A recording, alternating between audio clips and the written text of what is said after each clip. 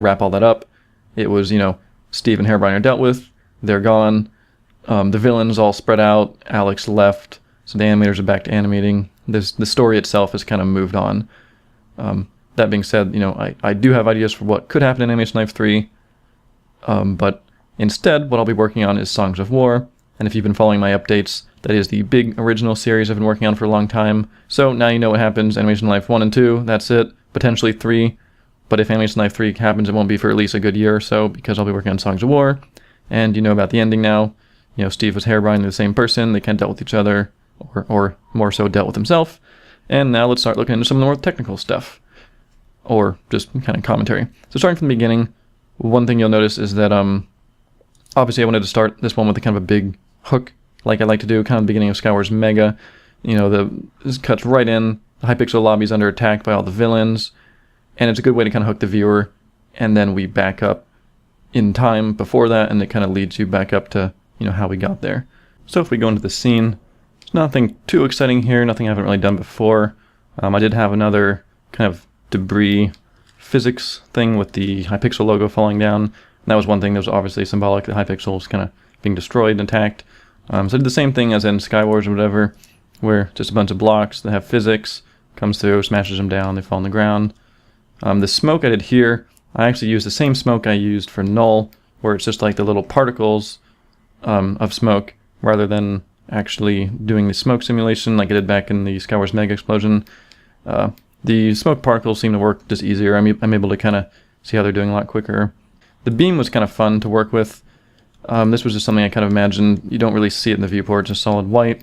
But I just like the idea of having, this kind of interdimensional beam that beams him from the software, from one program to another, as just this kind of bright, multicolored thing of all the colors just kind of streaming. He kind of comes walking out. This scene itself wasn't too drastic, so I won't really go too much into it. The only thing that was pretty cool is the scythe movements. This was one of the first times where I really kind of learned about how to manipulate weapons for characters. Previously, they've always just kind of been stuck in their hands and they just kind of hack away at them. But I finally learned how to really get these cool things like, sword twirls and spins and having it work nice. I was actually really, really happy with that, how that turned out. Not only to mention the fact that, it's pretty cool looking. It flies over, he catches it, switches to a second one in his hand.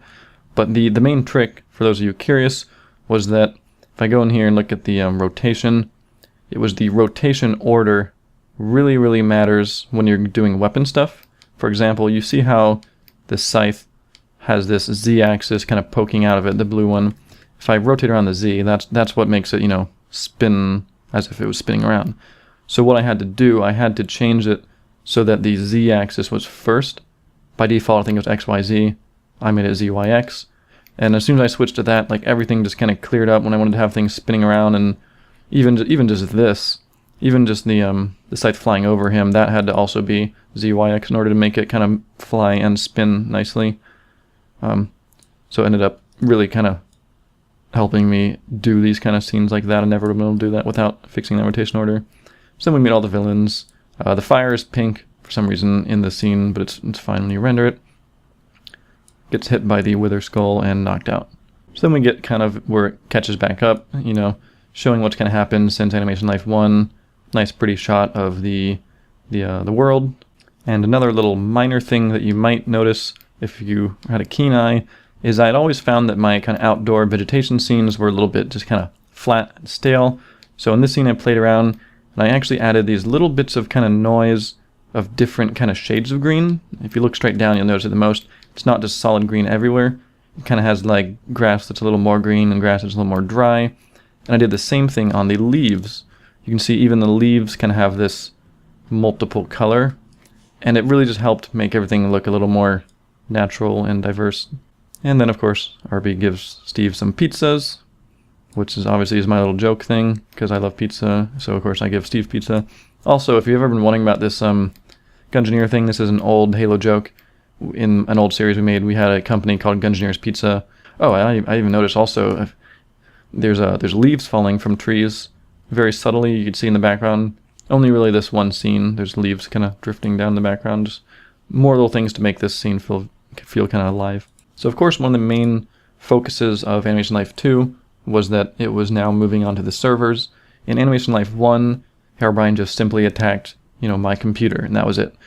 But in this time now, Herobrine's kind of survived. He's gathering his villains, and he's now kind of moving through the servers, not just, Minecraft servers, but just in general, moving through the network. So we move into this nice kind of high-pixel lobby, good chance to show off all the patrons, doing fun things, a lot of stuff going on. But it's really just setting the scene for, Herobrine's going to come in and mess this stuff up, which is why we get back to the cave. And it was also a good opportunity to show off all the new villains he's gathered. We did see, Null coming back at the end of Animation Life 1 in the post-credits, and in the reflection you could see that he recruited Entity. But it was also assumed that Dreadlord and this werewolf thing were also recruited sometime, so we kind of reveal them. And this time, he breaks the cube for cool effect. Honestly, I don't quite know why this scene even happened. It was just cool. I wanted another cube breaking because it was fun, and it was cool seeing kind of like him fracturing the illusion or whatever, and then he was using that to kind of go through. The cube breaking was very similar to part 1. If you see the Animation Life 1, no, sorry, I keep saying part 1 when I mean to say Animation Life 1. I'm so used to the parts mentality. This time when the cube breaks, I have some kind of cool particles bursting out of it as well. Also, there's no gravity. Everything's just kind of suspended. It all breaks apart. And then, for whatever reason, all that fractured stuff and reflected things is what allows them to kind of beam out of here.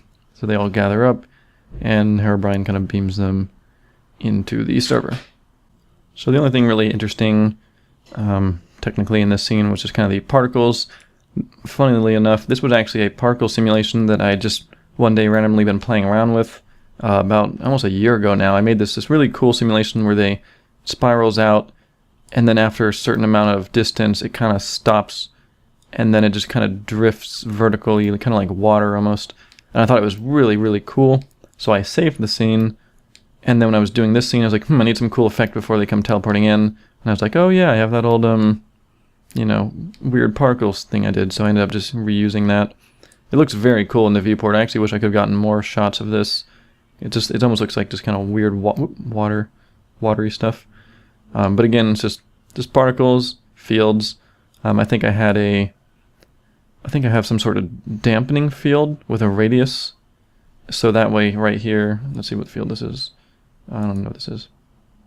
Oh, this is a force field. Oh, this is the force field for later on when it, when they come through and it pushes the particles out. It kind of creates that little shockwave in the middle. And then this big trailer shot that I had been kind of, when I was planning Animation Life 2, this was one of the big things I imagined, the hero, I almost called them heroes, the villains taking over the lobby. So I had to make sure I got that cool shot of them all walking.